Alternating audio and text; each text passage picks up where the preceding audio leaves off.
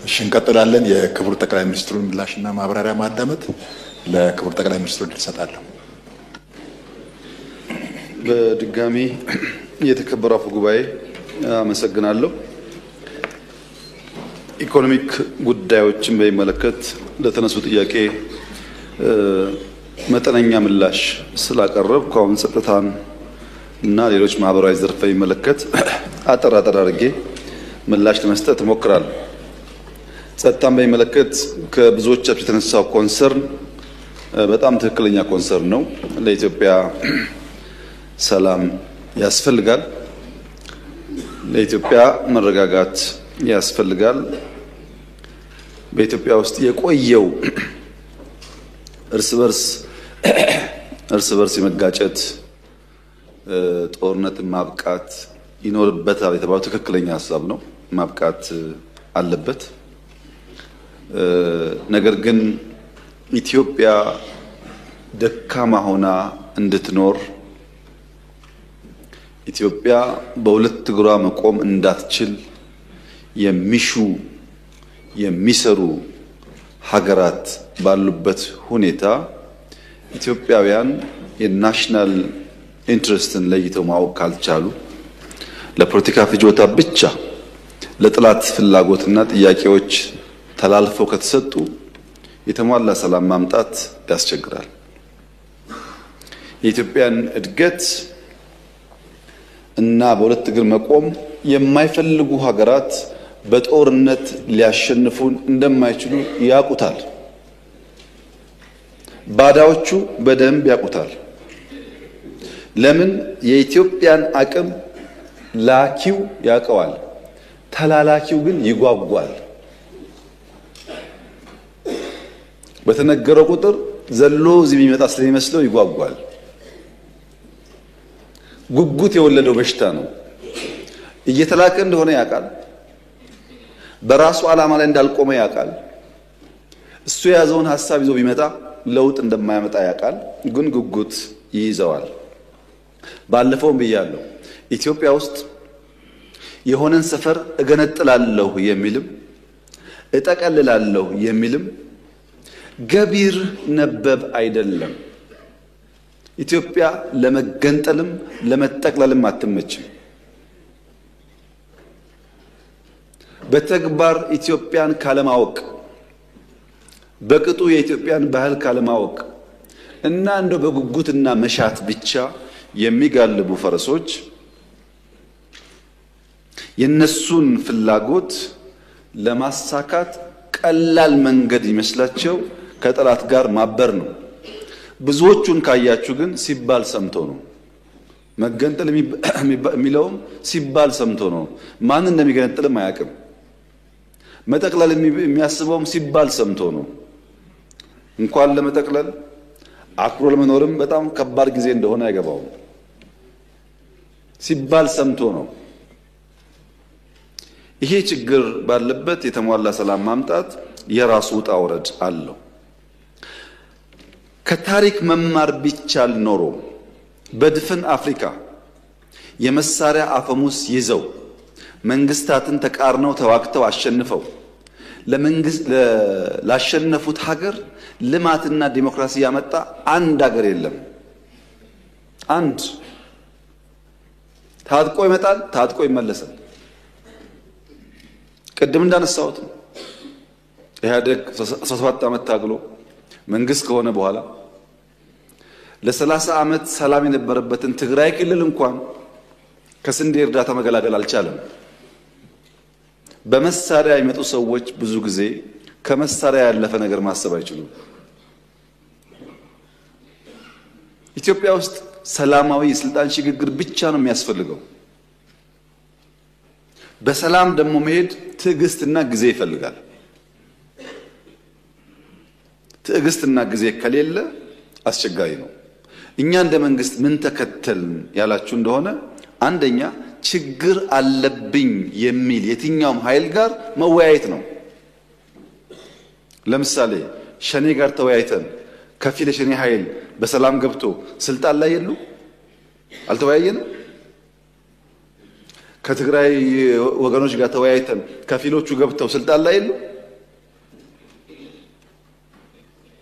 እኔና ጌታቸው ረዳን በጋራ የሚያይ ሰው አሁን ይሄን መንግስት አይወያዩም ብሎ ቢያስብ አይገርምም?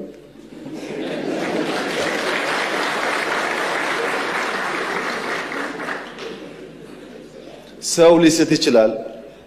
የግል ጉዳይ አይደለም። በእኔና በኤክስ በእኔና በዋይ መካከል የግል ጉዳይ አይደለም፣ የሀገር ጉዳይ ነው። በሀገር ፍላጎት እስከተግባባን ድረስ የግሉን ቸል ማለት ያስፈልጋል ብለን ስለምናምን ነው እንጂ የለም እኮ እንደዚህ አይነት ባህል። አሁን እኛ የምናደርገው ባህል እኮ አናውቀውም። ካሸነፍክ ነው። መወያየት ያስፈልጋል። ሸኔዎቹ ጋስ የአማራውም ሸኔ የኦሮሚያውም ሸኔ የአማራውም ሸለቆ አባይ የኦሮሚያውም ሸለቆ አባይ ተወያይቶ የመጣውን ተቀብለናል። ተላላኪ ናቸው እነዚህ፣ ግን ዓላማ የላቸውም። ታገልኩለት የሚሉትን ህዝብ እየገደሉ ልማት እያደናቀፉ ማዳበሪያ እንዲሄድ እያደረጉ ታገልኩልህ ማለት ምን ማለት እንደሆነ እናንተ አስቡት። እኛ አሁንም ክፍት ነው ለመወያየት። ማንም ሰው በሰላማዊ መንገድ ህግና ስርዓት አክብሮ ይመጣ ከሆነ ለመታረቅ አይደለም አብረን ለመስራት ዝግጁ ነን። አሳይተናል 2-3 ጊዜ። ገና እኮ ይሄ ለውጥ መጥቶ በማግስቱ ሁላችሁም ግቡ አይደል እንዴ? ማን ቀረ ከዓለም? ሁሉም ገቡ እኮ። ከገቡት ውስጥ ልብ የገዙት እድሜያቸው የገባቸው ሰክነው እየሰሩ ነው። ማርጀታቸውን ያላወቁና ጊዜ እንዳለፈባቸው ያልተገነዘቡስ ወደ ለመሩት ሄደዋል። መላክ የለመደ መላክ ይችላል። ሁለተኛ ነባር ችግሮች አሉ በእኛ ውይይት የማይፈቱ። ከሸኔዎች ጋር ብንወያይ የማይፈታ ውይይት አለ። ኢንክሉሲቭ ናሽናል ዲያሎግ እናርግ። ችግር ካለ እንደ ሀገር እንምከርና እንፍታ። ህገ መንግስት ይቀደድ፣ ባንዲራ ይቀደድ፣ ኢትዮጵያ ትቀደድ የምትሉ ሰዎች በእናንተ ፍላጎት ማድረግ አንችልም። እንወያይ፣ ህዝብ ይወስን ያላችሁ። አንወያይ አላልንም። እንወያይ የሚባል ሐሳብ ኢንክሉሲቭ ናሽናል ዲያሎግ በኢትዮጵያ ውስጥ የመጀመሪያው እኛ የደፈር ነው። በየትኛው ዘመን ነው? በደርግ ዘመን ነው ወይስ በኢህአደግ ዘመን ነው ሲፋለም የነበረ ሰው ታርቆ አመት ሳይሞላው ሚኒስትር የሆነው? አለ እናውቃለን። ኢንክሉሲቭ ናሽናል ዲያሎግ ነባር ችግር ለመፍታት ያግዛል። ሶስተኛውስ ከውይይት ባሻገር በደል አለብን። እንደ ህዝብ ተበድለናል። በሆነ ዘመን ያለ ስርዓት በድሎናል። ለምን ደግሞ የሽግግር ፍትህ እናረጋግጥ። ይቅርታ ሊሆን ይችላል፣ ካሳ ሊሆን ይችላል። የሽግግር ፍትህ ደግሞ እናረጋግጥ። ለምን ኢትዮጵያ ሰላም ሆና ጸንታ እንድትኖር። የለም ብሎ አራተኛ ደግሞ የታጠቁ ኃይሎች አሉ። እነሱስ በዲዲአር ከሌላ ሀብታችን ሀብት አፍስሰን ስራ ፈጥረን ወደ ሰላማዊ ህይወት እናስገባቸው። ሁሉም በር ክፍት ነው። ወያያሉ ላለው ከመንግስት ጋር ችግር የለም፣ እኛ ዝግጁ ነን። ብዙዎቹም ይወያያሉ። ባይዘው አሁን ሽፍታ ናቸው እንጂ ይወያያሉ፣ ይጠይቃሉ፣ ይነጋገራሉ። ሲነጋገሩ ግን የሚያሳዝነው ጉዳይ ብዙዎች በውጭ ያሉና አዲስ አበባ ያሉ አንዳንዴ ታረቁ የሚሉን ሰዎች ሊታረቅ የሚፈልገውን ኃይል ወየውልህ ታርቀህ ደግሞ ይላሉ። የሚደራደረውን አትደራደር ደግሞ ይላሉ። ለምን? በዚሁ አጀንዳ የመቆየት ፍላጎት ስላለ። በእኛ በኩል ስንጀምር ሁሉ ጋብዘናል። ኦነጉንም ግንቦት ሰባቱንም ኢህአፓ የሚባል ፓርቲ ከመጣው በእኛ ዘመን እኮ ነው። ኢህአፓ እኮ አይፈቀድለትም ኢትዮጵያ ውስጥ፣ እኛን የጋበዝ ነው። አሁንም ለሰላማዊ ትግል በራችን ክፍት ነው። ለምን?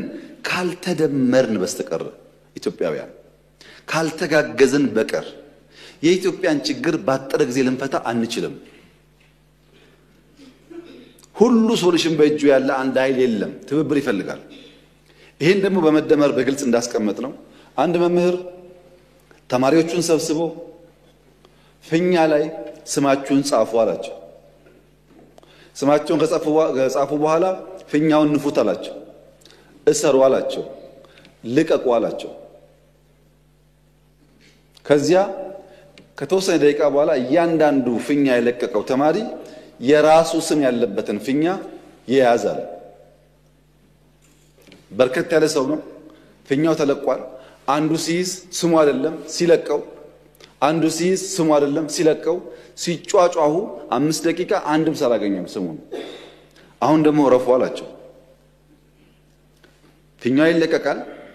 ያገኘ ሰው ፊኛውን ከያዘ በኋላ ስሙን ያንብብ። ስሙ አቶ ታገሰ የሚል ከሆነ ለስታቸው ስጣቸው፣ አትወርውረዋል። ሁሉም ፊኛ ያዘ፣ ስም አነበበ፣ ለሚገባው ሰው ሰጠ። በአንድ ደቂቃ ውስጥ ሁሉም ፊኛ ስሙን አገኘ። መደመር እንደሱ ነው። ስትተባበር ውስብስብ ችግሮች ይፈታሉ። ለዚያ ነው ፕሮፌሰር ብርሃኑ ነጋ የትምህርት ሚኒስቴር ሆኖ የሚሰሩት። ለዛ ነው አቶ ጌታቸው የሚሰሩት። ለዛ ነው። ካልተደመርን አያዋጣም። እነዚህ ሰዎች አስፈላጊ ናቸው። ዕውቀት አላቸው፣ ብቃት አላቸው፣ ጠቃሚ ናቸው። የነሱ እሳቤ ከኛ ጋር ስለማይሄድ ብቻ ከምንተዋቸው በሚያስፈልጋቸው ቦታ ብንተባበር ለኢትዮጵያ ይበጃል ነው። ለግል አይደለም ጉዳዩ፣ ለግል ጥቅም አይደለም።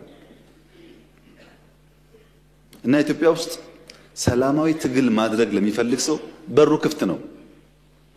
የተገደበ ፓርቲ የለም። በኢህአደግ ዘመን ቢሆን ደርግ ከሆንክ ኢሰፓ ከሆንክ አትችልም፣ ኢህአፓ ከሆንክ አትችልም የሚል ህግ አለ። በእኛ እኮ የለም። ኢሰፓሙን ደርግ በሐሳብ ካልክ ክፍት ነው መድረኩ፣ ክልከላ የለም።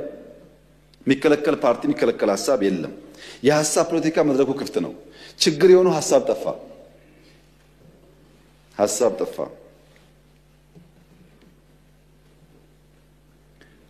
ሐሳብ መጥፋቱን ለማወቅ የነዚህን ባንዳዎች ውሎ ማየት በቂ ነው።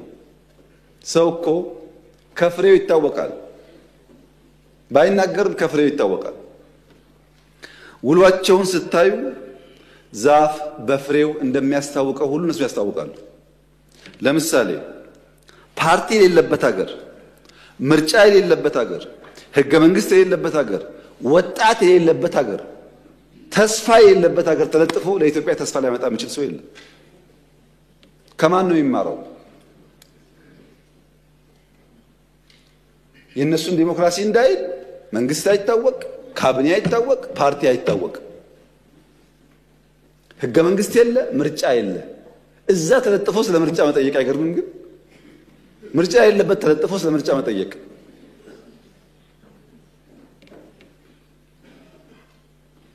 ኢትዮጵያ ሲያምርባት አይኑ የሚቀላ ህዳሴ ሲያልቅ ምን ያስፈልጋል ህዳሴ ከሰው ያጣላናል የሚል የባህር በር ጥያቄ ሲነሳ የሚሸማቀቅ የሚያፍር ደፈር ብሎ 130 ሚሊዮን ህዝብ ያስፈልገዋል ለማለት የሚተናነቀው ለኢትዮጵያ ጥቅምና ብልጽግና ከጎኗ መቆም መድከም የማይሻ የማይፈልግ ራሱን እንደ ማንጎ የሚቆጥር ግራዋ ነው። ራሱ ሲጠራ ማንጎ ይበል እንጂ ግራዋ ነው፣ መራር ነው። የኢትዮጵያ ደህንነትና ችግር የማይከፋው ከሆነ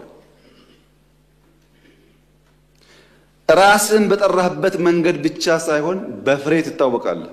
እኛ ልክ በፍሬያችን የምንታወቀው ማለት ነው። በከተማ ኮሪደር፣ በገጠር ኮሪደር፣ በስንዴ እርሻ፣ በግሪን ሌጋሲ እንደምንታወቀው አናውቅም ካላችሁ ጠይቁ። ዩኤንን በስንዴ ሸልሞናል፣ በግሪን ሌጋሲ ሸልሞናል።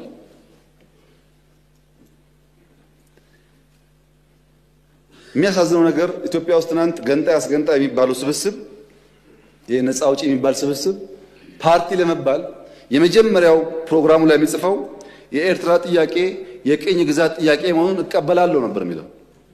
ቲፒኤልኤፍ በለው ኦነግ በለው ምናምን በለው ዋና አጀንዳው የኤርትራ ጉዳይ የቅኝ ግዛት ጉዳይ ነው ካላለ የታገለ አይመስለውም። አሁንስ የዛሬዎቹ የባህር በር ጉዳይ እኛን አይመለከትም ካላሉ በስተቀር የታገለ አይመስላቸው። አንድ ነው ፋሽኑ አንድ ነው። መማር ግን አልቻሉም።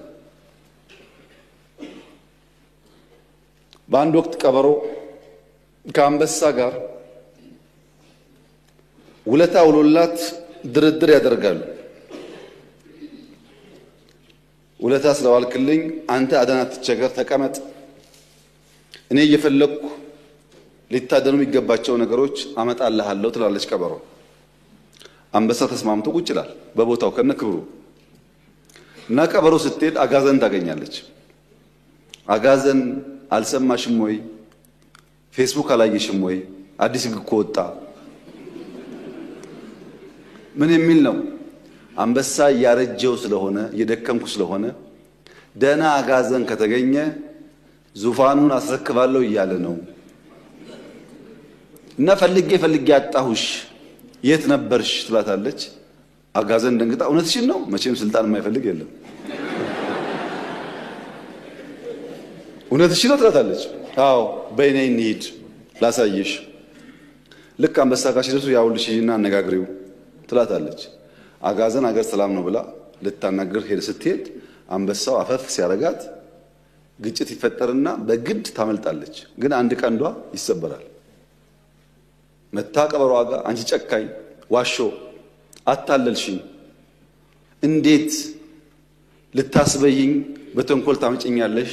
አንበሳው እኮ ሲታገለኝ አንድ ቀንድ የተሰበረ ትላታለች። ወይ አጋዘን ለካ እንደዚህ ሞኝ ነሽ። እሱ እኮ ቀንሽ የሰበረው ንግስናውን ሊያስቀምጥብሽ ቀንሽ ስላልተመቸው ለማስተካከል ነው እንጂ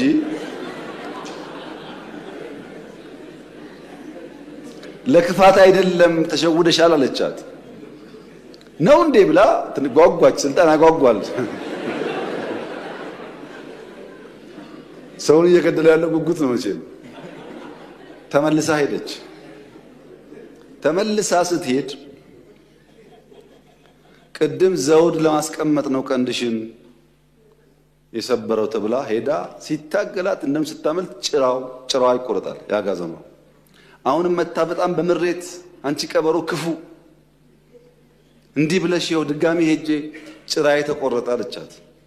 አንቺ አጋዘን ያምሻል ወይ? ቅድም ለሚቀመጠው ነበረ፣ አሁን ደግሞ አንቺን ዙፋን ላይ ለማስቀመጥ ጭራ አያስፈልግም ብሎ ነው።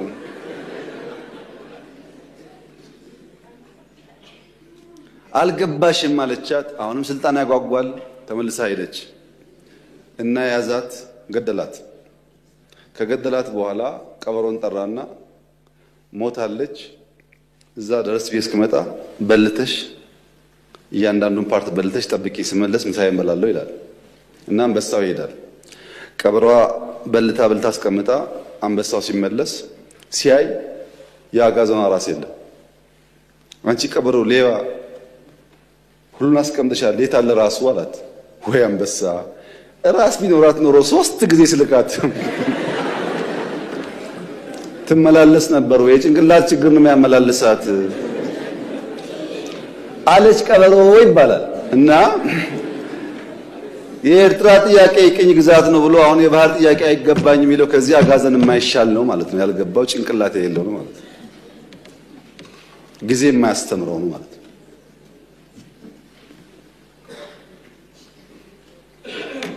ይሄ እንደተጠበቀ ሆኖ ሰላም ያስፈልጋል ላላችሁት ያስፈልጋል። ከዚህ ቀደም ብያችኋለሁ። አሁንም እስቲ 10 ሰው አይደለም 1 ሰው አምጡ፣ አነጋግራችሁ አምጡና እኛም ቢስል ጠይቁ። እየገባ ነው በየቀኑ እኮ 10ም 20ም 100ም እየገባ ነው። ግን እናንተም ካለ አምጡ። እኛ የምንፈልገው ሰላም ነው። ፕሪቶሪያን በሚመለከት ፕሪቶሪያ እንኳን ትንሽ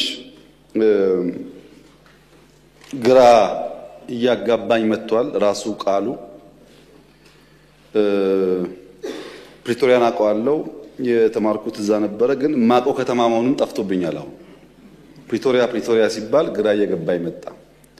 በአማርኛ የወለደችው እያለች ያቀፈችው እናት ነኝ አለች እንደሚባለው ማለት ነው። ፕሪቶሪያ ተደራደር ነው ከጀነራል ጻድቃን ጋር ነው፣ ከጌታቸው ረዳ ጋር ነው፣ ከአሰፋ ብርሃ ጋር ነው። ዋነኛ ተደራዳሪ በትግራይ ወገን ጻድቃን፣ ጌታቸውና አሰፋ፣ ሌሎች ሰዎች ይኖራሉ። ዋናዎቹ ግን እነዚህ ናቸው ፈራሚዎቹ። በእኛም ወገን ይታወቃሉ። እነሱ ስጠይቃቸው ያሉኝ ነገር አለ። በስፍራው ያልነበሩ ሰዎች፣ አንዳንዶች ፕሪቶሪያን የማያውቁ ሰዎች ደግሞ ፕሪቶሪያን እናስከብር ይላሉ። አሁን እና የወለደችው እያለች የታቀፈችው እናት ልሆናለች የሚለው ነገር እሱ ፕሪቶሪያ ስምምነቱ አንደኛ ቲፒኤልኤፍ ህጋዊ ምርጫ አላደረገም፣ ህገ መንግስት ሶና ያካሄደውና ያን የጨበራ ምርጫ ይሰርዝ። እሺ ሰርዛለው። ሁለተኛ በዚያ ምርጫ ሲያበያ የተቋቋመው መንግስት ይፍረስ፣ ህጋዊ መንግስት አይደለም። ምክር ቤቱ ይበተን፣ ህጋዊ ምክር ቤት አይደለም። ሶስተኛ ከሁሉ የተውጣጣ መንግስት ይመረጥ ማለት ትራንዚሽናል ገቨርንመንት ይቋቋም። ቀጥሎስ በህዝብ የተመረጠ መንግስትና ህገ መንግስት አከብራለሁኝ። እዚህ ያለው ጠቅላይ ሚኒስትር ነው ተመርጧል። እዛ ያለው ፕሬዝዳንት ግን ይወርዳል ነው ስምምነቱ። የታጠቀስ በዲዲአር ይፈታል ትጥቅም እንጂ መሳሪያ መደበቅ አልተስማማንም። ማሰልጠን ማስመረቅ አልተስማማንም። ስምምነቱ የታጠቀው ያስረክባል እንጂ መሳሪያ ደብቆ ማስቀመጥ ወይም በኮንትሮባንድ ለመግዛት መሞከር የሚል ስምምነት ላይ አልነበረም። የተፈናቀሉስ ይመለሱ ወደ ቀያቸው። ልክ ራያ ላይ እንደመለስ ነው፣ ጸለምት ላይ እንደመለስ ነው፣ ወልቃይትም መመለስ አለበት። ይሄ የመንግስት ጽኑ አቋም ነው። ይመለሱ።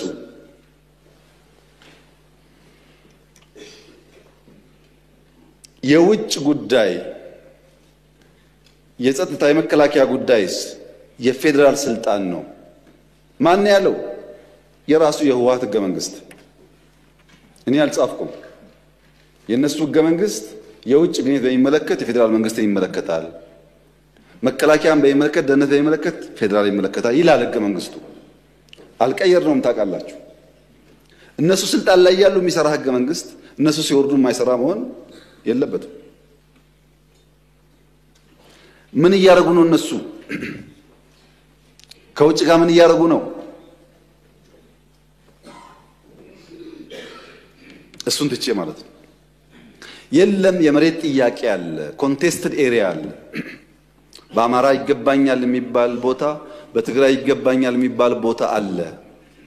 እሱ እንዴት ይፈታ ለሚለው ራሱ ህገ መንግስቱ ምላሽ አለው። የተከበረው ምክር ቤት በአንክሮ እንዲያስተውል እንፈልገው ኢትዮጵያ ውስጥ በኦሮሚያና በአማራና በሶማሌ በመናም መካከል ድንበር የለም፣ ወሰን ብቻ ነው ያለው። ወሰን ሲያስቀምጥ ክልል 1 2 3 ሲል ህገ መንግስቱ ቀበሌ ግን አያሰምርም። እቺኛዋ ካርታ የኦሮሚያ አይልም ህገ መንግስቱ። ምን ይላል? አከራካሪ ጉዳዮች ካሉ በህዝበ ውሳኔ ምላሽ ያገኛሉ ይላል እንጂ ድንበር አስምሮ ልክ እንደ ኢትዮጵያና ሱዳን ኢትዮጵያና ኬንያ ድንበር ነው አይልም።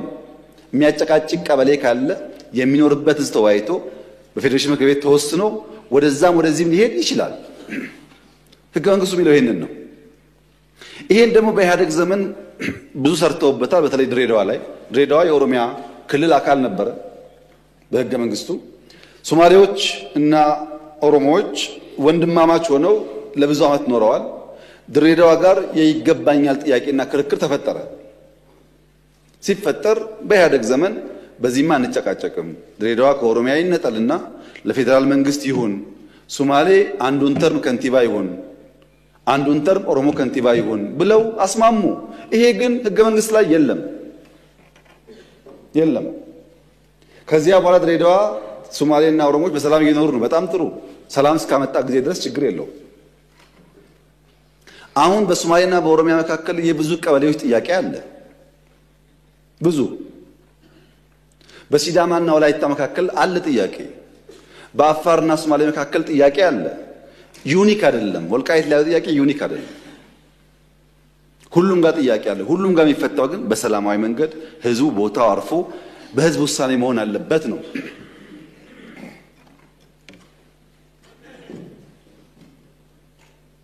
ህዝቡን ሆልድ አድርገው ይዘው አይመለስም ብለው የሚፈጥሩት ቀውስ ህዝቡ ላይ ችግር ከማምጣቱም በላይ ይሄንን ጥያቄ ራሱ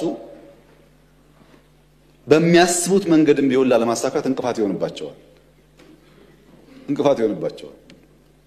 ሰላማዊ መንገድ ብቻ ነው የሚያዋጣው። ለምሳሌ ወልቃይት የዛሬ 25 30 ዓመት ከጎንደር ከነበረበት ወደ ትግራይ ተካሏል። በክልል ቆይቷል እዛ። በኋላ ደግሞ ችግር በውጊያው ሲፈጠር ደግሞ ያ ጉዳይ ወደዚህ ተመልሷል። ህጋዊና የህዝብ ውሳኔ ከሌለበት ነገ አንደኛው ደግሞ ጉልበት ሲያገኝ ይወስዷል ማለት ነው። በየተራ ከምንቀባበለው ህዝቡ ሰፍሮ ወስኖ በህጋዊና ሰላማዊ መንገድ ይቋጭ ነው ያለው። ምን አደረግን? ለዚህ የከውጊያው በኋላ አሁን 4 ዓመት 5 ዓመት ይሆናል ወልቃይት ከትግራይ ከተነጠለ። እስካሁን እኮ የኢትዮጵያ ፌዴራል መንግስት ለወልቃይት በጀት አይሰጥም እስከዛሬ። ይሄ ትክክል አይደለም። ህዝቡ እየኖረ መምህር እያስተማረ ጤና ሰው እያከመ በጀት አልቦ ዞኑን ማስቀመጥ ትክክል አይደለም። ህግ ለማክበር ሲባል ነው የተደረገው እንጂ ትክክል አይደለም። በጀት የላቸውም። ለምን? ከትግራይ ጋር ተነጋግረን ስላልፈታ ነው። እኛ አሁን ያለን አቋም የወልቃይት ጉዳይም ይሁን በጎንደርም ጥያቄ ያለው ሰው ይሁን በአዲስ አበባም ጥያቄ ያለው ሰው ይሁን ኢትዮጵያዊ እስከሆነ ድረስ ተነጋግረን በሰላማዊ መንገድ በህዝብ ውሳኔ መልስ ሊያገኝ ይችላል። ለዚህ መዋጋት አያስፈልገንም። ግጭት አያስፈልገንም። ህዝብ ማስቸገር አያስፈልገንም። የኛ አቋም እሱ ነው። ይሄን የተግባባ ነው። ፕሪቶሪያ ላይ ሰርቪስሳ ተቋርጦ ነበር። ታስታውሱ ከሆነ ባንክ አልነበረም ትግራይ፣ መብራት የለም፣ ቴሌ የለም፣ በረራ የለም። ይሄን ደግሞ ፌዴራል መንግስት ይመልስ ነበረ። ስልክም መለስን፣ ባንክም መለስን። አክሱም ኤርፖርት እነሱ አፈራርሰው ሄደው ነበር። ጠግነን በረራ ጀመር፣ መቀሌ ጀመር፣ ኢንዱስትሪዎች የሚጎላቸውን አሟልተን ብዙዎቹ ስራ አስጀምር። በጣም በርካታ የወደሙ ሀብቶች መልሰን ስራ እንጀምሩ አደረግን። እዚህ ጋር አንድ የሚጋነን ነገር አለ። የትግራይ ውጊያ በሚመለከት ተጋኖ የሚነሳ ነገር አለ። ባይዞ ትግራይ ላይ ያደረግነው ውጊያ ወለጋ ካደረግነው ውጊያ አንፃር ሲታይ በጣም ትንሽ ነው። እንዳይጋነን ማለት ነው። መጀመሪያ ላይ ሰሜን ሲጠጋ 3 ሳምንት ተዋጋን፣ መቀሌ ያዝን። 8 ወር ቆየን። ትግራይ ለቀን ስንወጣ ከራያ እስከ ከሚሴ ሰሜን ሸዋ ድረስ ተዋጋን። የት? አማራ ክልል ውስጥ። ከዛስ ተዋግተን ነው መለስናቸው ወደ ድንበራቸው። ከዛስ ትግራይ ውጊያ አልነበረም። ሶስተኛ ዙር አጠቁን። 2-3 ሳምንት አዲግራት ደረስን። መቀሌ ልንገባ ስንል ተፈረመ ስምምነቱ፣ ጠቅልለው ወጣን። በድምሩ በትግራይ ምድር ውስጥ የነበረው ውጊያ ቢበዛ የ2 ወር ዕድሜ ነው ያለው። አንዳንዴ በሰላም የቆየንባቸው ጊዜም ተደማምሮ ሁል ጊዜ ውጊያ ውስጥ እንዳለ የሚያስቡ ሰዎች አሉ። እንደዛ አይደለም፣ ጥቂት ነው። አማራ ክልል ገብተው እስከወጡበት ጊዜ ያለውን ቢቆጠር ያን ሊያክል ይችላል።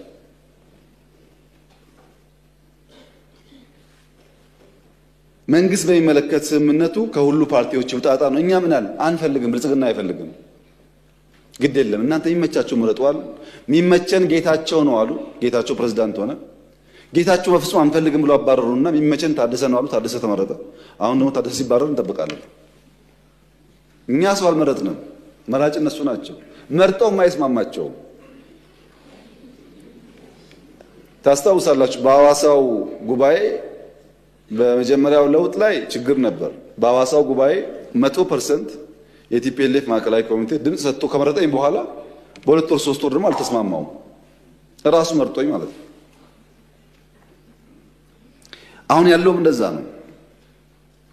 እኛ በጀት እስካሁን እንለቃለን፣ ማክሲመም ሰፖርት እናደርጋለን። የተበላሸ በአቅም ጠግነናል። የኛ ፍላጎት ትግራይ ክልል ተጨማሪ ውጊያ አያስፈልግም። አላማ የለውም። ትግራይ የሚደረግ ውጊያ አላማ የለውም። አላማ የለው ውጊያ ደግሞ የተሳካ ይሁን ያልተሳካ ማረጋገጫ የለውም። የሆነ ግብ ለማሳካት ካልሆነ በስተቀር ዝም ብሎ ሰው ህይወቱን አይከፍልም። ጥቅም የለውም ትግራይ የሚደረግ ውጊያ እና ሰላም ያስፈልጋል። የጥይት ድምጽ ሞት አያስፈልግም። እኛ እንደው ከአማጺ ጋር መነጋገር ልምዱ አለን።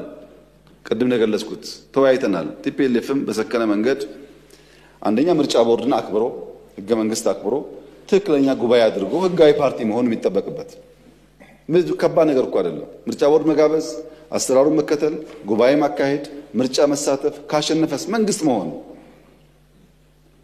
ግን ለመወዳደር ለምርጫ ዝግጁ ካልተኮነ አስቸጋሪ ይሆናልና በዚያ ሳይድ ያለኝ ምክር እኔ ውጊያ ይበቃናል፣ አያስፈልገንም።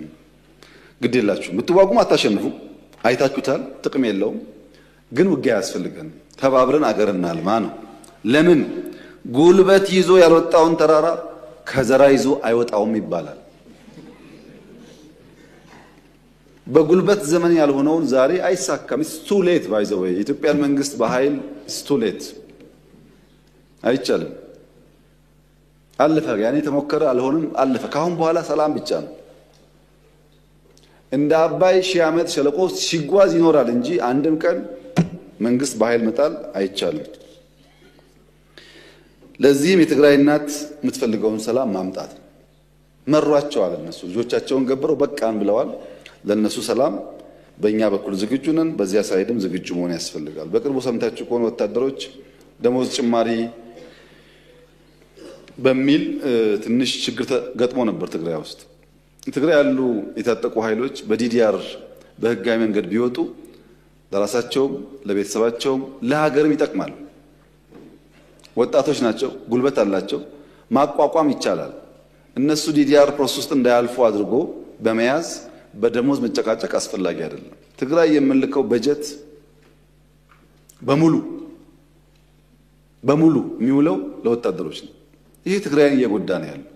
በነገራችን ላይ አሁን ለምሳሌ ጅጅጋ በጣም ከፍተኛ ለውጥ አለ። በኮሪደር አይታችኋል። ከሶማሌ ክልል ገቢ በከፍተኛ ደረጃ የትግራይ ክልል ገቢ ይበልጣል። ባለፈው ዓመት የትግራይ ይበልጣል።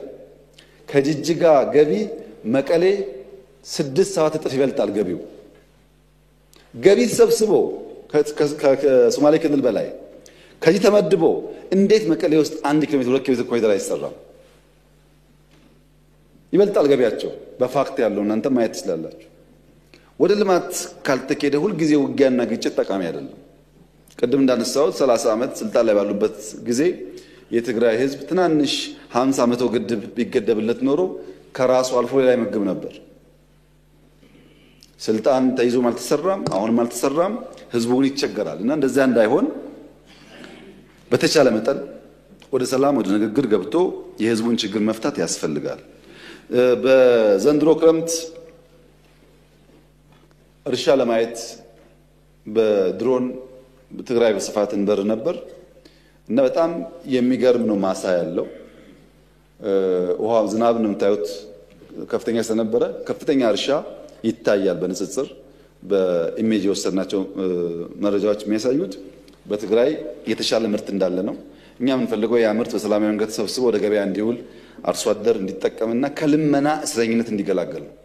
ህዝቡን የልመና እስረኛ ማድረግ ጠቃሚ ስላልሆነ ከልመና እስረኝነት ወጥቶ ወደ መሻሻል ህይወቱ እንዲገባ መስራት ነው የምንፈልገው እና ትግራይ ውስጥ የውጊያ ዓላማ ፌደራል መንግስት የለውም፣ አንፈልግም።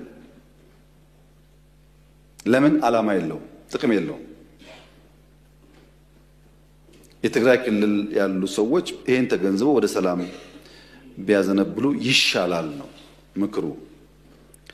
የኢንክሉሲቭ ናሽናል ዲያሎግን በሚመለከት እንደተባለው ከሞላ ጎደል አጀንዳ የማሰባሰብ ስራ ተሰርቷል። ከሞላ ጎደል አጀንዳ መሰብሰብ የጨረሱ ይመስለኛል። ምክክር ይበጃል ያሉ ሰዎች ተወያይተዋል። አይበጅም ያሉ አልተወያዩም። የት? ኦሮሚያ ይበጃል ያለ ተወያይተዋል፣ አይበጅም ያለ አልተወያየም። አማራም ሁሉም ጋር እንደዚህ ነው። ሁሉም ሰው አይፈልግም ውይይት፣ የፈለገ ተወያይቷል። በውጭ ሀገርም እንዳያችሁት ውይይት ለማድረግ ተሞክሯል። የሚያሳዝነው ግን አውሮፓ ለንደን ላይ ጥቂት ኢትዮጵያውያንና በርከት ያሉ ኤርትራውያን ምክክሩ አያስፈልግም ብሎ ሰልፍ ወጥቶ ነበር እና ኤርትራውያን በእኛ ጉዳይ ያን ያክል ኮንሰርን ሆነው መጣታቸውን እያመሰገንኩ ንግግሩ መጀመሪያ ግን በእናንተ ቤት ብትጀምሩት የእኛን ሰልፍ ከማጀብ የእናንተን ቤት ማየት አይሻልም ወይ ማለት ፈልጋለሁ እና በየቦታው ተመሳስሎ ሙከራዎች ስለሚደረጉ ውይይቱ ጠቃሚ ነው። በጣም በርካታ መረጃዎች ተገኝተውበታል፣ አጀንዳ ተገኝቷል፣ ኤክስትሪም ቶቶች ታይተውበታል። ይሄ ግን አፕሮቹ ምንድነው? መጀመሪያ አጀንዳ ይሰበሰባል፣ ከዚያ ነው ውይይት ቢደረግበት። ውይይት ተደርጎ ከዚያ ውስጥ የተስማማንበት ያልፋል፣ ያልተስማማንበት ደግሞ በአሰራሩ መሰረት የሚታይ ይሆናል። ይሄ ፕሮሰስ ጋር አልደረስም። እስካሁን ያለው አጀንዳ ማሰባሰብ ነው። ይሄ ከምርጫ ጋር ያለው ትስስር ምንም ኢንክሉሲቭ ናሽናል ዲያሎግ ያለን ስርዓት የሚያፈርስ አይደለም፣ ያለን ስርዓት የሚያጠናክር ነው እንጂ ምርጫን የሚያስቆም በጀት የሚያስቆም የወታደር እንቅስቃሴ የሚያስቆም ዲያሎግ አንፈልግም። መንግስት እንደ መንግስት ፈንክሽን ያደረገ ግብአት ያለው ሐሳቦች ይመጣሉ አልን እንጂ መንግስት ስራውን አቁሞ ምርጫ አቁሞ በጀት ማጽደቅ አቁሞ ፓርላማ በትኑ አላልንም። እና ከዛ በፊት ካለቀ እሰየው ግብዓት እንወስዳለን፣ ከዛ በኋላ ካለቀ እሰየው ግብዓት እንወስዳለን እንጂ ምርጫን የሚረብሽ ነገር ከንግግሩ ጋር የሚፈጠር አይመስለኝም። የምርጫ ስርዓቱ ላይ የሚያመጣው ለውጥ ደግሞ ካለስ ከምርጫ በፊት ከታየ ያን ይታያል፣ ከምርጫ በኋላ ከታየ ደግሞ ያን በሚወሰነው መንገድ የሚታይ ይሆናል። ምርጫ ግን ጊዜውን ጠብቆ የሚፈጸም ይሆናል። እዛው ላይ ያለን አንዳንድ ፍላጎቶች አሉ። እንትን ቦታ ወረዳ ላይ 3 ሽፍታ ስላለ ምርጫ አይካሄድም፣ እዛ ቦታ ኤርትራ ምርጫ ባይደረግ እያለች ስለሆነ ምርጫ አይደረግም ምናምን ብሎ የሚያስቡ ሰዎች አሉ። ምርጫ ይደረጋል። ምርጫ ለማድረግ ደግሞ መንግስት በቂ አቅም አለው። ምርጫ እንደ ውይይት ነው፣ የፍላጎት ጉዳይ ነው። ሐሳብ አለኝ ፈልጋለሁ ያለ ሰው መሳተፍ ይችላል። እርግጠኛው የምነግራችሁ 6ኛው ሀገራዊ ምርጫ እስካሁን ከነበረ ምርጫ የተሻለ ነው። ድፍን ኢትዮጵያ ሕዝብ ያውቀዋል። 7ኛው ደግሞ ይሻላል። ይሄ ምክር ቤትም አሁን ያለው መልክ አይኖረውም ብዬ ነው ያስባለሁ። ብዙ ድምጾች የሚገቡበት እንደሚሆን ተስፋ አደርጋለሁ። ያ ያስፈልጋል። ዴሞክራሲያዊ ምርጫ ማካሄድ አለብን። ሌላ ድምጽ ለመስማት ኦፕን መሆን አለብን። እንደ መንግስትም እንደ ፓርቲም አማራጭ ድምጾች የሌሉበት ምክር ቤት አይፈይድም፣ አይጠቅመንም። ያ እንደተጠበቀ ሆኖ እነሱ ሱፋቸው ስላልታጠበ ስላልተተኮሰ ምርጫ የሚቀር የሚታቸው ሰዎች ደግሞ ሞኞች ናቸው። እንደዛ አይደለም። ምርጫ ይካሄዳል እና ምርጫ ሳይደረግ ቀርቶ በማግስቱ ለጅትሜት ያለ መንግስት የሽግግር መንግስት እንላለን ብለው የሚቃዡ ቅየታሞች አሉ። ግን እንደዛ አይደለም። ምርጫ ይካሄዳል። ጊዜ እንዳያመልጣችሁ ተዘጋጁና ተወዳደሩ። ምርጫ ለማድረግ እንኳን ዘንድሮ ባለፈው ምርጫ አካሄደናል እኮ እየተዋጋን እንኳን ባለፈው ምርጫ በ92 እኮ ኤርትራ ጋር እየተዋጋ ምርጫ አካሄደናል። እና ምን ለምርጫ ደግሞ ይሄ ሁሉ ልማትም ያለማ መንግስት አሁን ለምርጫ ይቸገራል። እና እንደዛ አታስቡ፣ አትሞኙ፣ አትሸወዱ። ጠንከር ብላችሁ ወደ ምርጫ ግቡ። ደግሞ እንድታሸንፉ እንዲቀናችሁም ደግሞ ምኞቴ ነው።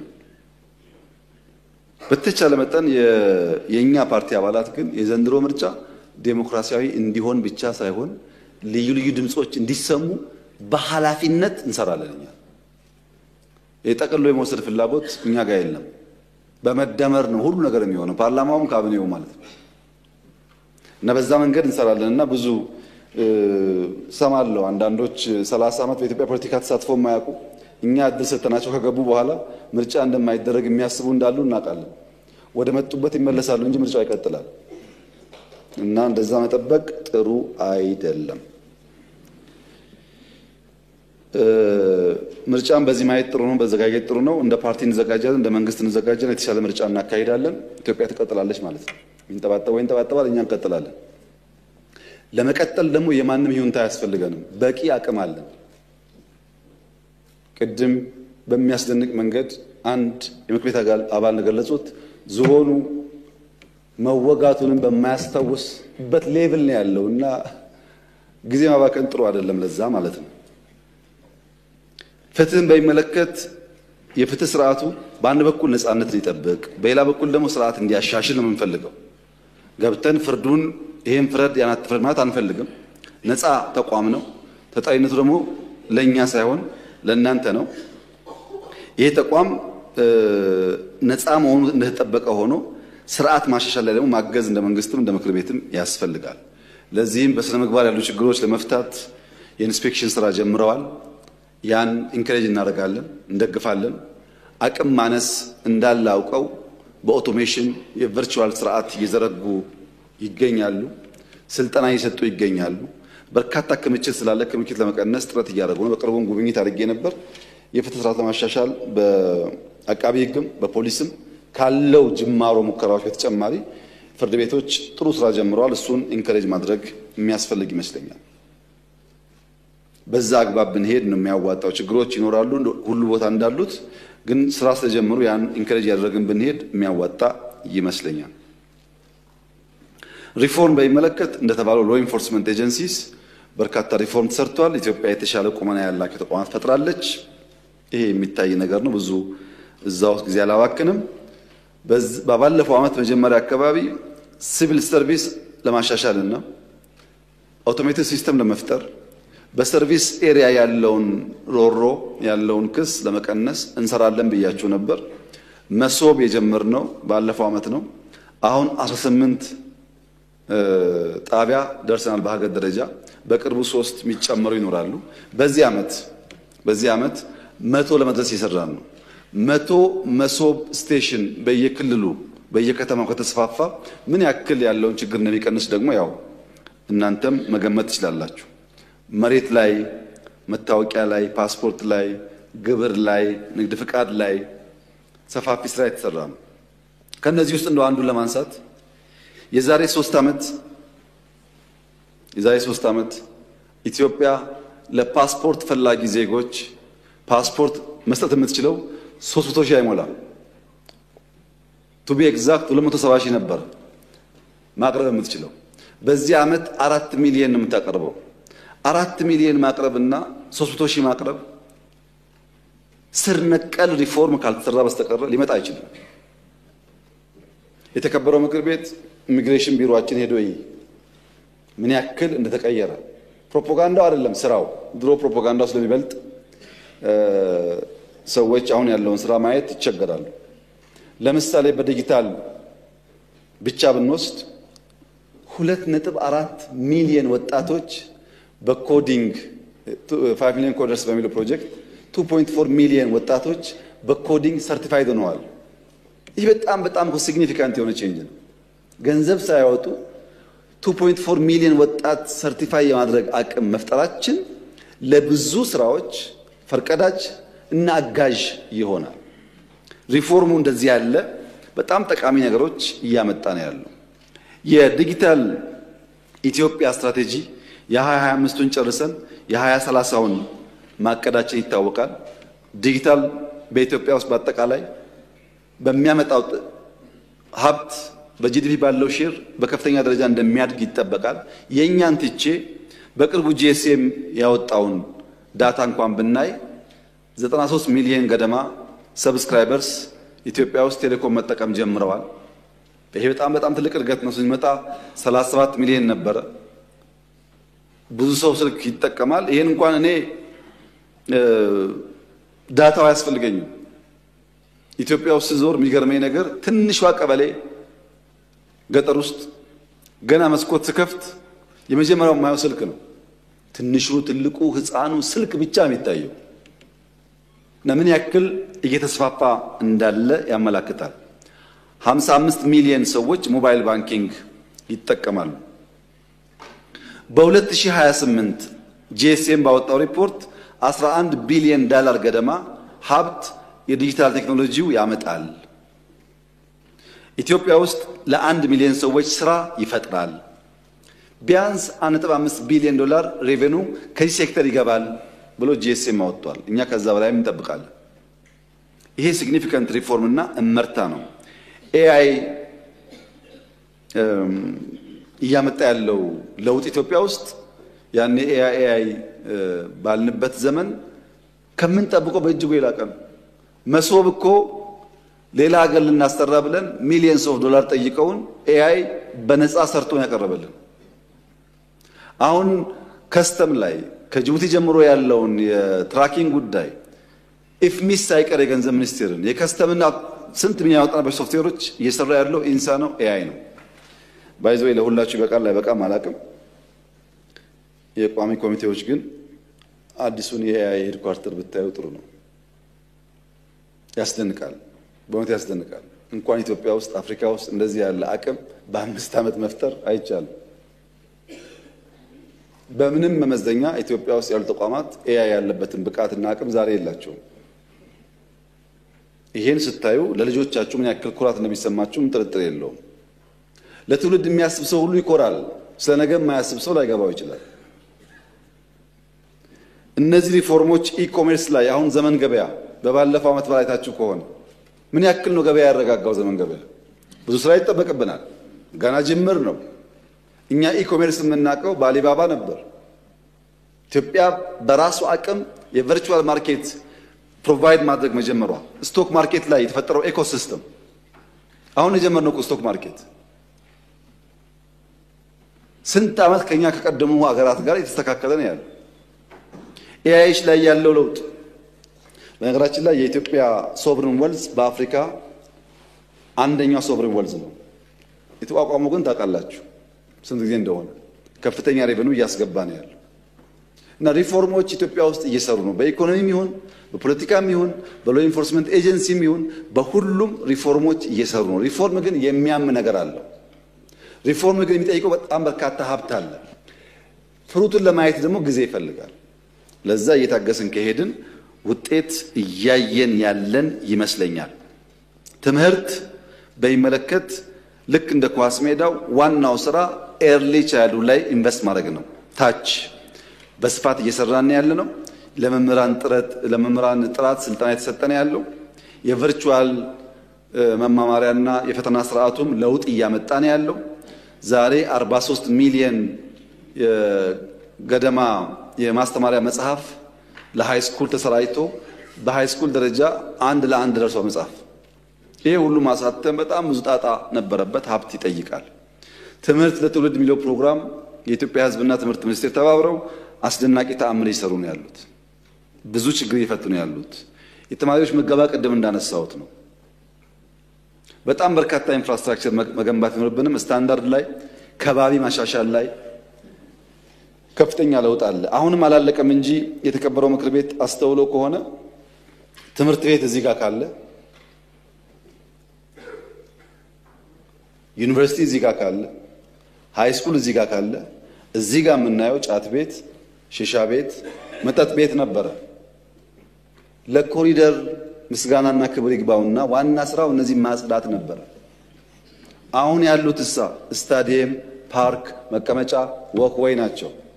ይሄን በደንብ ማስተዋል ያስፈልጋል። ለምን ልጆቻችን ላይ ጥንቃቄ ካላደረግን የምንመኛት ኢትዮጵያ አናያትም።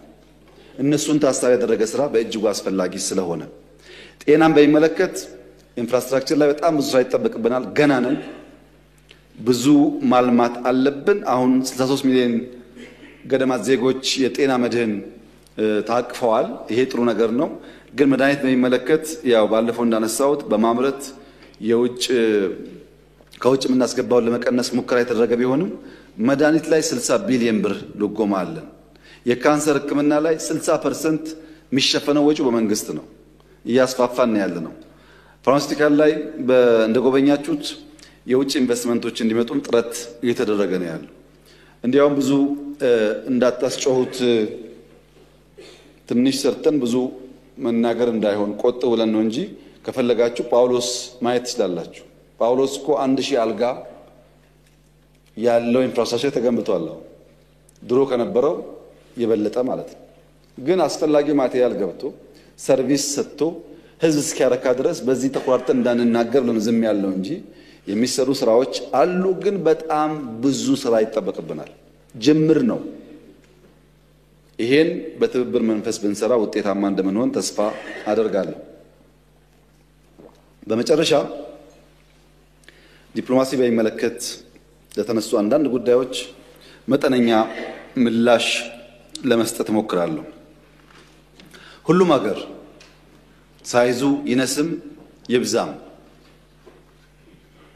ሀብቱ ይብዛም ይነስም፣ ሁሉም ሀገር የተፈጥሮ ጸጋውን ሌላውን ሳይጎዳ የመጠቀም መብት አለው። ተፈጥሮ ያደለችውን ሀብት በሌላ ላይ ጉዳት ሳያመጣ መጠቀም የሁሉም ሀገር መብት ነው። ሁሉም ሀገር ሁለት ወሳኝ ጉዳዮች አሉት። አንደኛ የራሱ ብሔራዊ ጥቅም አለው ሁሉም ሀገር። ሁለተኛ የብሔራዊ ደህንነት ስጋቶች አሉት ሁሉም ሀገር።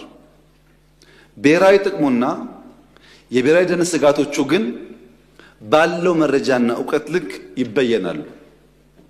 ዛሬ ብሔራዊ ጥቅም ያለውን ነገ ሊያሰፋው ሊያጠባው ይችላል። ዛሬ ስጋት ያለውን ነገ ሊያሰፋ ሊያጠብ ይችላል። ባለው ዕውቀትና መረጃ ይወሰናል። እነዚህ ብያኔዎች ድምዳሜ የሚያገኙትም የድምዳሜ ስህተት የሚፈጠረውም በሁለት ምክንያት ነው። ሀገራት የመረጃ እጦት ወይም መሳሳት ካለባቸው የተስተካከለ ናሽናል ኢንትረስት ዲፋይን ሊያደርጉ ይችላሉ። ብሔራዊ ስጋታቸውም በትክክል ላይለይ ይችላል በመረጃ እጥረት። ሁለተኛ ከሐሳብና ሞራል ዝቅጠት የመጣ ከልክ ያለፈ ራስ ወዳድነት ካለም ይሄ ችግር ሊያጋጥም ይችላል።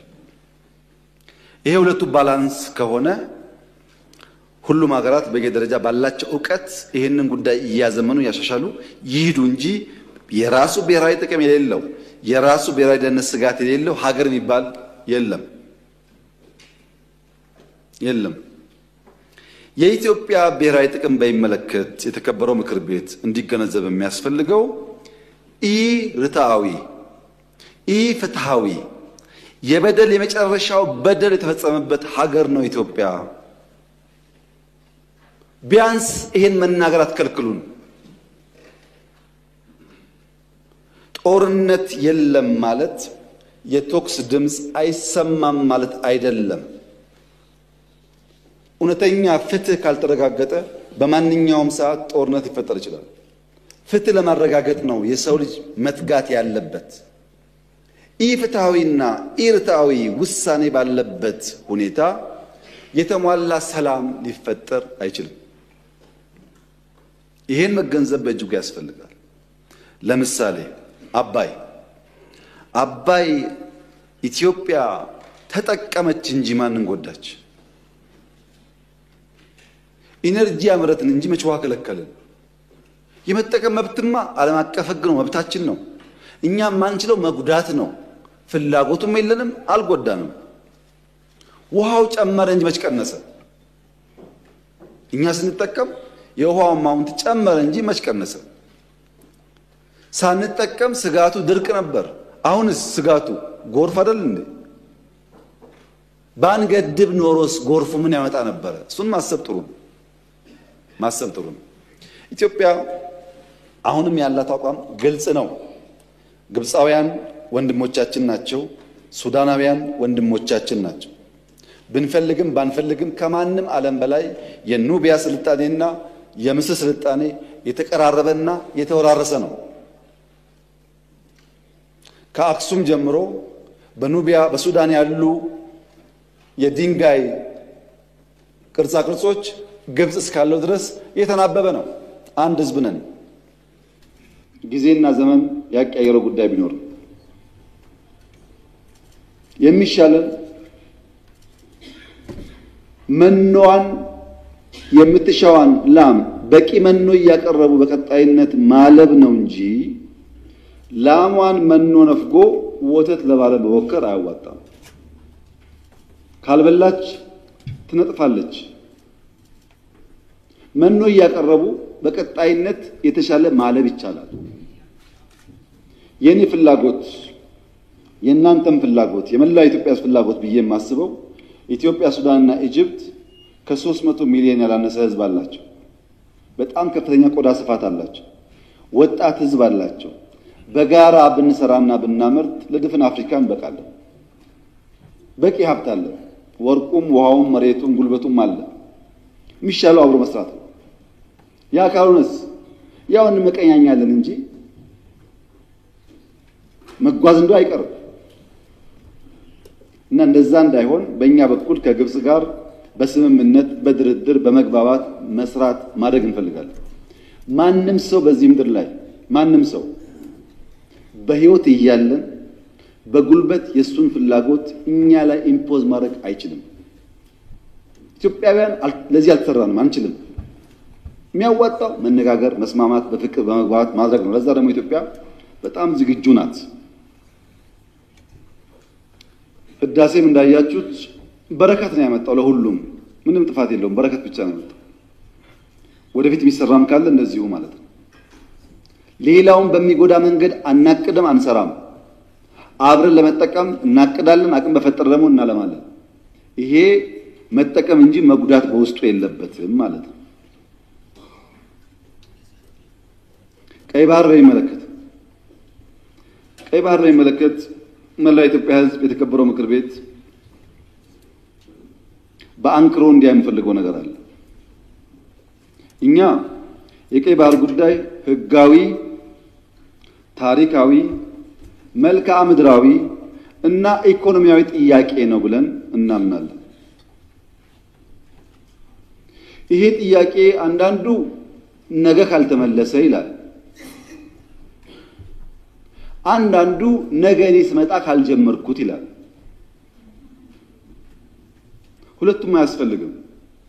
ቀይ ባህርን ኢትዮጵያ ለማጣት 30 ዓመት ከዚያ በላይ የወሰደ ትግል ነበር። ታውቃላችሁ፣ በ30 ዓመት ትግል ውስጥ በብዙዎች ርብርብ ነው ኢትዮጵያ ያጣችው። ሌላ 30 ዓመት ያስፈልጋታል ብዬ ግን አላስብም። በተረጋጋ መንገድ፣ በሰከነ መንገድ በውይይት መሄድ በጣም አስፈላጊ። የፈለገ ብንወያይ ግን ለማጣት የፈጀብን 30 ዓመት ለማግኘት ይፈጅብናል ብዬ ግን አላስብም። ጊዜው ግን በቂ ስለሆነ በተረጋጋ መንገድ ማየት ያስፈልጋል። ምክር ቤት የኢትዮጵያ ሕዝብ እንዲያምፈልገው ግን ጥያቄው ስናነሳ አንዳንዱ ሾርት ስለሆነ ሚሞሪው ዛሬን ብቻ ስለሚያስብ ትንሽ ዳራው ልስጣችሁ። መጀመሪያ ኢትዮጵያን የቀይ ባህር አክሰስ ያሳጣው ውሳኔ ማን ወሰነው? ካቢኔው ይሆናል ብለን የካቢኔውን ዶክመንት ልናገላብጥ የለም፣ ካቢኔው አያውቀውም። አይ የለም ምክር ቤት ይሆናል የወሰነው ብለን ብንወስን ምክር ቤቱም አልነበረ፣ ምክር ቤት አያውቀውም ውሳኔው። የለም የኢትዮጵያ ሕዝብ በሪፈረንደም ወስኖ እንዳይሆን እንዳይባል ነበርን እኛም ያኔ። የኢትዮጵያ ሕዝብ ያልወሰነው ተወካዮቹ ያላዩት ቢያንስ ካስፈጻሚ ካቢኔ ያላየው ውሳኔ ማን ወሰነው?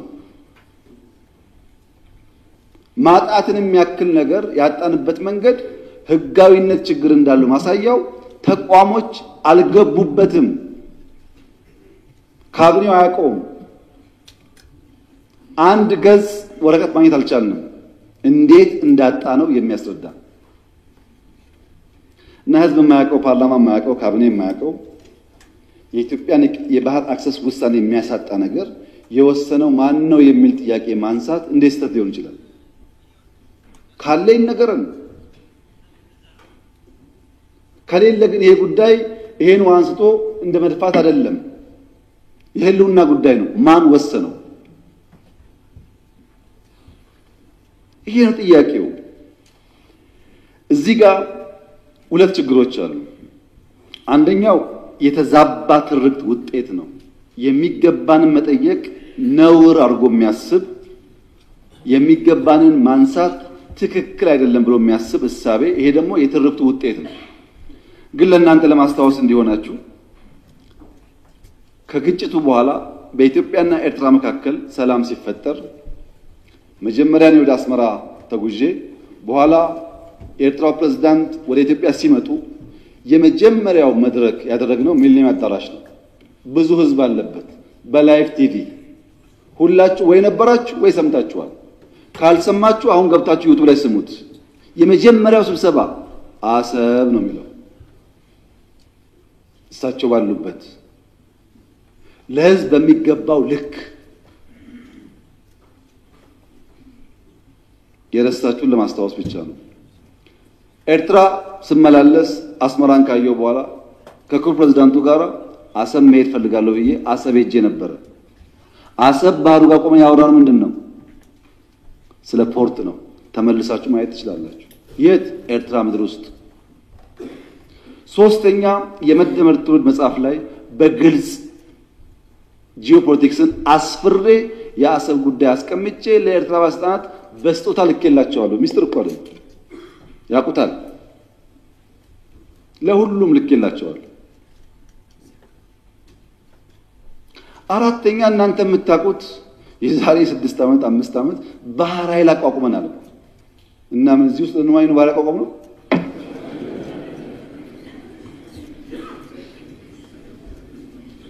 ለምን ሰዎች ይሄን ደምሮ ማየት እንደሚቸገሩ አይገባኝም። ኢትዮጵያ ቀይ ባህር እንደሚያስፈልጋት ከለውጡ በፊትም እናምን ነበር፣ እንናገር ነበር። ያኔ መደመጥ አንችልም። ከጀመርንበት ቀን አንስቶ ግን ንግግሩ አለ። ያ ንግግር ግን ሰላማዊ መሆን አለበት። የተከበሩ እንዳነሱት ከኤርትራ መንግስት ጋር ተስማምተን ከዚህ ወደ አሰብ ሄደው መንገድ ጠግነናል እኮ እኛ እንከፍታለን ጠግነን ነበር።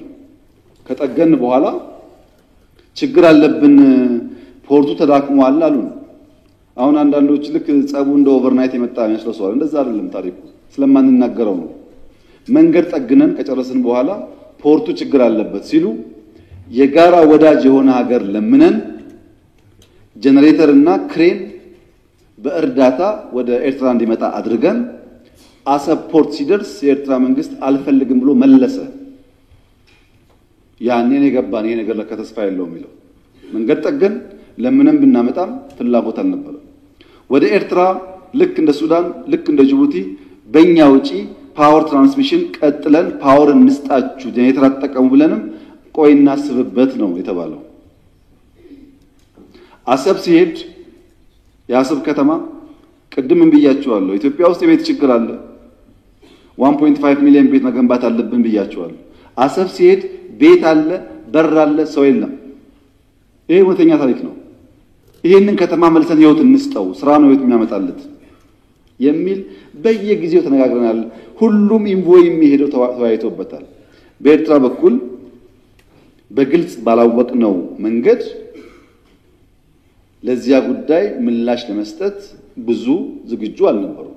እሱ ቀርቶ የከፈትናቸው ወደቦች ድንበሮች በሰሜን የከፈትናቸው ወዲያው ተዘጉ። ታስታውሱ ከሆነ የተዘጉት እኮ አሁን አይደለም እናንተ ችግር እንዳለ ሳትሰሙ ነው የተዘጉት። እና ኤርትራ ህዝብ አሁንም ወንድም ህዝብ ነው፣ ምስኪን ህዝብ ነው፣ አገሩን ለቆ የተሰደደ ያለ ህዝብ ነው። ከዚህ ህዝብ ጋር በጋራ መስራት መተባበር ፍላጎታችን ነው። በፍጹም የውጊያ መሻት የለንም። በህጋዊና ንግግር ሊፈታ ይችላል ነው። ለብዙ ሀገራት በተናጠል ተናገር ያለው ምክር ቤት መስማት ከፈለገ ግን ለአሜሪካ፣ ለቻይና፣ ለራሻ፣ ለአውሮፓ፣ ለአፍሪካ አሁን በተከበረው ምክር ቤት መግለጽ የፈለገው ነገር የኢትዮጵያ የቀይ ባህር አክሰስ ጉዳይ አይቀሬ ስለሆነ ቅድሚያ የሚሰጠው ሰላምና ንግግር ስለሆነ እባካችሁን ሸምግሉንና መፍትሄ አምጡልን። ይሄው ጥያቄያችን ነው። አሁን ሸመግላችኋለን ሰላም ያስፈልጋል እያሉ ማዘናጋት ከሆነ ግን ብዙ መሄድ አይመስለኝም አይመስለኝም። ይሄ እኔ ስለፈለጋችሁ አይደለም፣ ናቹራሊ አይሆን ነገር ይሄው በአንድ ቀንም አንመልሰውም፣ በአንድ ቀንም አላጣነው። ናቹራል ሂደቱን ተከትሎ ይሄዳል። እዛው ላይ ጥያቄው የተነሳው የውስጥ አጀንዳን ዳይቨርት ለማድረግ ነው ያሉት የተከበሩት። በእርግጥ ይሄን ነገር ከኤርትራውያን ሰምተናል፣ ብዙ ጊዜ ነግረውናል። ለምን ምክር ቤት እንደመጣ አላወቅኩም እንጂ ኤርትራውያን ይሄ ጉዳይ የሚነሳ ያለው የውስጥ ጉዳያቸውን ዳይቨርት ለማድረግ ነው ብለውናል። እንዴት ዞሮ እዚህ እንደመጡ ባይገባኝም ማለት ነው። እና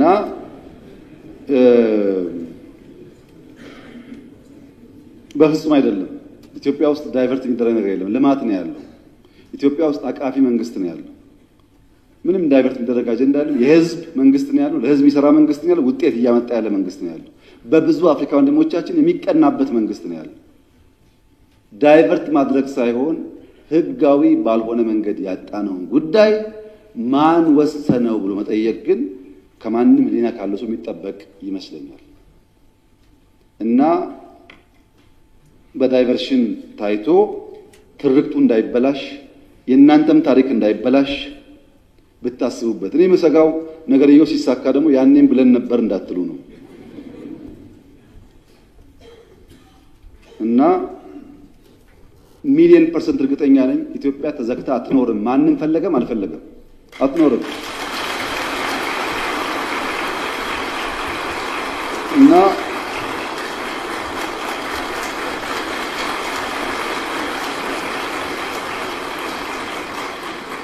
አንደኛው ችግር ትርክት ነው። ማይገባቸውን ህግ ማይፈቅድላቸውን እንደዚህ ማድረግላቸውን ጠየቁ። የትኛው ህግ ከወሰደው በኋላ ነው የጠየቅነው? ትርክቱ መፈተሽ ያስፈልጋል። ሁለተኛው ኢትዮጵያ ካደገች ብሎ የሚሰጉ ሰዎች ደግሞ አሉ። ሀገራት ኢትዮጵያ ኦልሬዲ ትልቅ ናት እኮ። የት ነው የምታድገው? በአፍሪካ ሁለተኛው ትልቁ ፖፑሌሽን እኮ ናት። በዓለም እኮ 10ኛዋ ናት። ትልቅ ናት። በነገራችን ላይ በየዓመቱ ኢትዮጵያ 3 ሚሊዮን ሰው ገደማ ትጨምራለች። በየዓመቱ አንዳንድ ኤርትራ ትጨምራለች። በየዓመቱ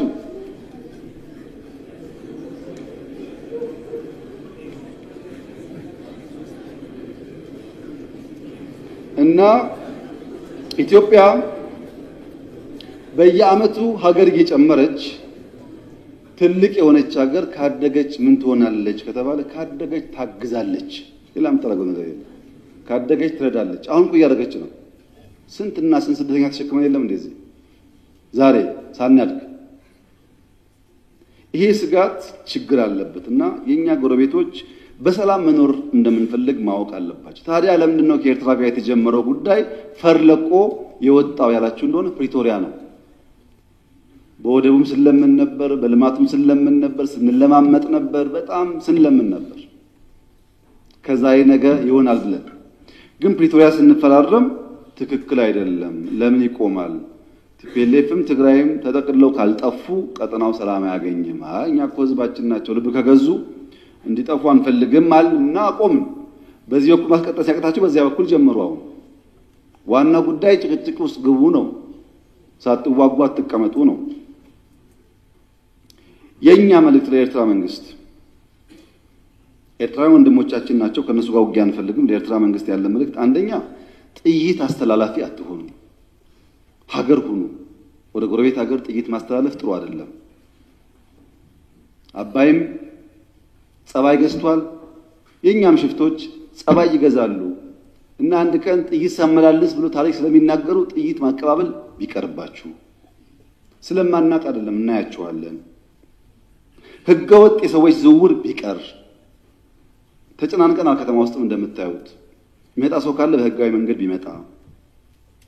ህገወጥ ንግድ ቢቀር፣ ፎርጅድ ብር ቢቀር፣ አሜሪካ አስቀምጣቸው የምትሰሯቸው ብላክ ማርኬት ማሳደግ ቢቀር፣ እንደ ጎረቤት ብንተሳሰብ፣ ህጋዊነት ከተከተል በንግዱም በሚፈናቀለው ጥይት ማቀበሉን ከተዋችሁ በሰላም አብረን ለማደግ በፍቅር አብረን ለመቀጠል ከምን ጊዜውም በላይ ኢትዮጵያ ፍላጎት አላት። እኔ ልክ እንደባለፈው አሁንም አስመራ መሄድ ፍላጎት አለኝ። ችግር የለብኝም። ምን ከሆነ ትርፍ ካለው ነው። ትርፍ ከሌለው ጊዜ ማባከን ነው። እኔ ባሌ የመላለስበትን ጊዜ ዝም ብዬ በከንቱ አስመራ ልመላለስ አልችልም። ጊዜ የለኝም፣ ስራ አለኝ። ጦርነት አንፈልግም የምንለው በምክንያት ነው። እኛ እንዳያችሁት የሚያጓጓን ነገር አለ። የ10 ቢሊዮን ብር ኤርፖርት እንገነባለን፣ የ10 ቢሊዮን ብር ነዳጅ ማዳበሪያ እንገነባለን፣ የምናምን ቢሊዮን ብር ቤት እንገነባለን፣ ኮሪደር እንገነባለን። ይሄ ሁሉ የሚያጓጓ ስራ እያለ ሰው ጦርነት ሊያስብ አይችልም። ጦርነት የሚያስብ ስራ የሌለው ብቻ ነው። እኛ የሚያጓጓ የምንተጋለት የምንለፋለት የልማት ስራዎች አሉ። ከማንም ጋር የመዋጋት ፍላጎት የለንም። ለምን? ውጊያው ከተነሳ የተከበረው ምክር ቤት ውጊያው ከተነሳ ውጤቱ ግልጽ ነው። ግልጽ ነው ውጤቱ። ከዛ በኋላ አይሰራም። አሁን አለመጀመር ማለት ነው። አሁን ውጊያ እንትና ያግዘኛል የሚባል ነገር ሰው እንዴት ዩክሬን እያየ ፓለስቲንን እያየ ስለማገዝ ያወራል? ማንም አይሞትልህም። ሞራል ይሰጣል እንጂ አይሞትልህም። መጨረሻ የምትሞተው አንተው ነህ። አያዋጣም። ከበደ ያለ ተሰማ አለ የሚባል አያዋጣም። ከበደ ተሰማ 10 ጥይት ያቀብልሃል እንጂ መጥቶ አይሞትልህም። አየን እኮ በቲፎዞ ውጊያ እንደማይቆም እኮ አየን። እና አንፈልግም። ልማት ነው የምንፈልገው፣ ሰላም ነው የምንፈልገው። ከማንም ጋር ግጭት ለማድረግ ፍላጎት የለንም። ከገባን ግን ግልጽ ነው ውጤቱ። አስተማማኝ አቅም ነው ያለን። ማንም አያቆመንም። ይሄ ግልጽ መሆን አለበት። ማንም አያቆመንም። ወደዛ እንዳንሄድ ሪስፖንሲብሊ መስራት አስፈላጊ ይመስለኛል። ትርክቱን እያበላሸ ያለው ግን ምንድነው ያላችሁ መጨረሻ ላይ አንድ ተማሪ በፊዚክስ ክፍለ ጊዜ ዘግይቶ ወደ ክፍል ይመጣል። የፊዚክስ መምህራን እንደምታውቋቸው ናቸው። የነሱን ክፍለ ጊዜ ማርፈድ ነውር ብቻ ሳይሆን ወንጀል አድርጎ ያስባሉ። በአማርኛ ክፍለ ጊዜ እንደምን ይገባል፣ በጂኦግራፊ እንደምን ይገባል። ፊዚክስ ማትስ ሲሆን ግን መምህራኖቹ አያስጠጉም። ታውቃላችሁ። እና አንደኛው ተማሪ አርፍዶ መጣ። ለምን አርፍደ መጣ ሳይለው መምህሩ እንዴት በኔ ክፍለ ጊዜ ተረፍዳለህ ብሎ በረንዳ ላይ ከክላሱ በር ላይ ተንበርከክ ይለዋል። ተማሪ ተንበርክኮ ፔሪዮዱ ያልቅና ደውል ሲደወል መምህሩ ሲወጣ ተማሪው ዘሎ ይገባል ወደ ክፍሉ። ሲገባ ብላክቦርድ ላይ ሁለት ጥያቄዎች ያያል።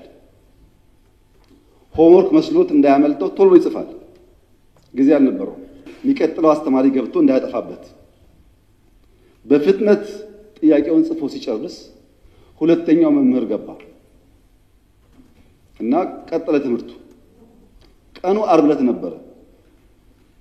ታውቃላችሁ እንኳን ሙሉ ፔሪዮድ 10 ደቂቃ 20 ደቂቃ ስታረፍዱ በጣም ብዙ የቀረባችሁ ስለሚመስላችሁ ጭንቀት አለው እና ልጁ ቤት ሲገባ ሆምወርክ ነው ብሎ ለይቱ ሙሉ ሲቆፍር አደረ። አልቻለም። ቅዳሜ ሙሉ ቀን ቆፈረ። አልቻለም።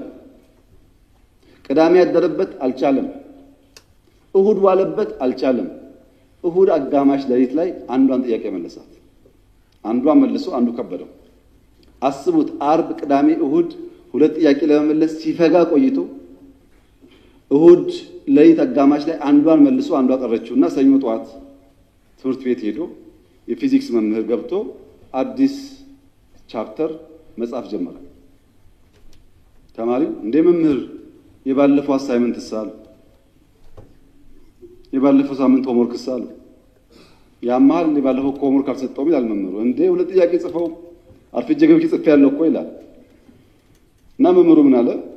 እነዚህ ሁለት ጥያቄዎች እኮ በዓለም ላይ ያሉ የፊዚክስ አዋቂዎች ሞክረው አቅቷቸው ያልተመለሱ ጉዳዮች ናቸውና እዚህ ያለውም ተማሪ ጊዜ እንዳታባክኑ እንኳን እናንተ ሳይንቲስቶች አልመለሱትም እየጻፍኩላቸው እንጂ ስሩ እኮ አልኳቸውም ማለት። አሃ እንደዚያማ ከሆነ አንዱ መልሼዋለሁ። መምህሩ ሲያይ ሰው ሲያሳዩ ለካ ትክክል አንደኛውን ፈቶታል። ዓለም አልቻለም የተባለው ለምን ስላልሰማ አትችልምና አትስራው ብሎ መምህር ሲጽፍ ቢሰማ ኖሮ እሱም አጣጥፎ ይቀመጥ ነበር። እሱ አልሰማም አትችልም ማለት ነው። እና የተከበረው ምክር ቤት ኢትዮጵያ ቀይ ባህር አይገባትም የሚለውን አልሰማንም። አመሰግናለሁ።